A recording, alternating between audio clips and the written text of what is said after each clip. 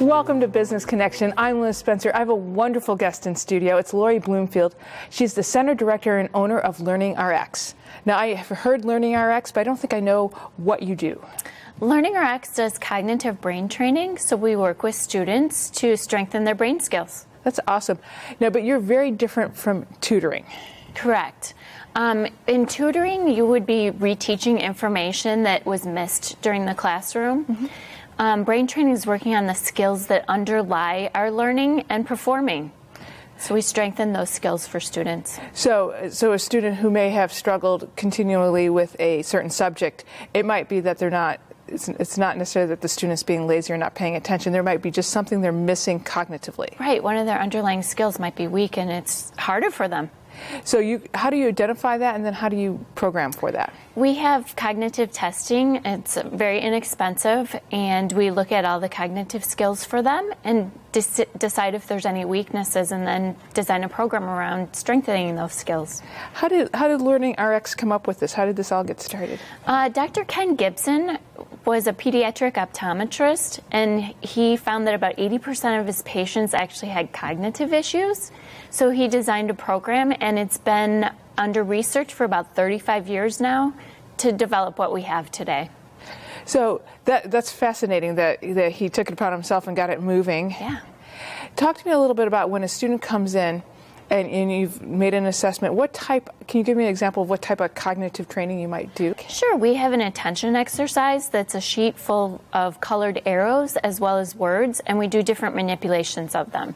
We start out by doing the direction of the arrows, then they'll manipulate it by turning it a quarter turn clockwise, then alternate between color and direction, just different things that stimulate the brain. Lori, when we're thinking about these cognitive skills, can you give me a little short list of what some are? Sure. Our visual skills, auditory processing, memory, as well as speed.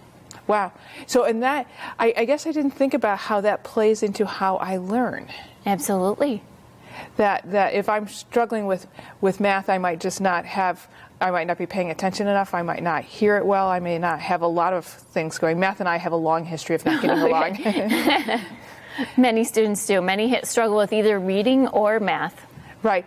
So how does someone get engaged with your center? If the student is struggling, they've tried a lot of tutoring, then how do they get engaged with you? They would just have to call us and we'll set up that cognitive assessment for them. And what's your ideal, not so much your ideal student, but what type of student do you work with most? Typically our students are students who are struggling to perform in school, and they just are stuck and tutoring hasn't helped them. And age range? We start at age 5, and we work with adults as well. I think that's cool that you work with adults. So what types of things, what would an adult come in for? Would it be something that they've noticed, or a business problem, or what? It could be that they're just trying to get a competitive edge, or someone who might have their skills slipping, their memory might be slipping on them a little bit. Wow, I never thought about engaging with LearningRx as an adult. Yes, we train several adults. That's great.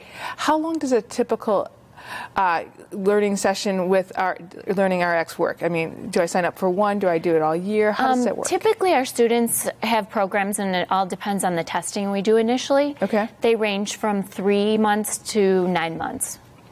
I bet the students who start with you and struggle a little bit and then see an improvement have that big aha. They do. The biggest thing that we see with our students is their confidence has grown for them. Right. Well, and part of the confidence is comes in with thinking I can do it. Absolutely, absolutely. And is the student that you're working with, they've said to themselves, I can't do this, or they hear that a lot? Yes, they come in with an attitude that they're dumb or they can't do things, and we don't allow them to talk like that because they eventually are able to do it and they can perform better. Do you see this area of study in this area increasing as we learn more about how we learn? Absolutely. Brain science has taken off hugely in the last 5 to 7 years. So parents now my parents probably would have hesitated with this. It probably would have been kind of like a new concept back then. Right, but now parents are very eager to embrace lots of different things that's going to help their child be successful. Absolutely. Especially if they've tried many things before. Right, and they struggled, and I think it's reassuring to that student that it's not them necessarily. Absolutely. It is, because then they know what's going on. Right, that they can make a plan. And that, do you see, you said 5 and up, do you see a concentration in elementary school? And then we see a lot of kids that struggle with reading, so we start to see them usually 3rd, 4th grade, our reading struggling students. Nice. And is there an age where you think parents should be coming in? And then sometimes you take them all, but is there a sweet spot in there? Really, that 3rd grade is the sweet spot, because they don't recognize that they're struggling yet, and it hasn't affected them with their confidence. So that's a great age for us to start with. Right. Well, and especially if they're even thinking there's a problem, let them come in and test. Do you often test and then find nothing, or test and just be able to make a little tweak? Yeah, absolutely. We've seen the full spectrum. We've seen them that are completely struggling and have very low skills to, hey, I just want to tweak this little thing so I can be a better test taker. Right. Well, yeah, and so it's not only, I always think about this as for the academic edge, but it's really for much more. It's for performing in life. It really is. That's right, just to be able to do things better. Yes. And get that brain engaged. Yes. Do you think that with the adult group that you'll see more of that as we're all we're living longer and we're aging better? Absolutely. We've seen an increase just in the last few years within many of our centers. And typically, how much time for a session? Is it an hour session? Is it a half hour? Is it small They're group? typically an hour and a half. An hour and a half, Yes. wow. And most of our students come in a couple times a week. Wow, you're really working that brain. We do have to make those aggressive changes that they're looking for.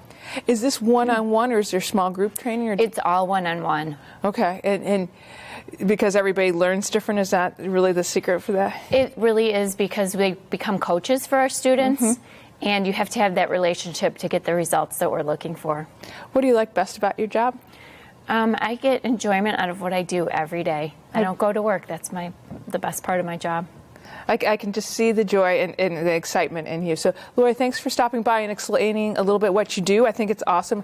I think you're really on the wave of the future. Thank you, Liz. We'll be right back with more Business Connection. Stay tuned.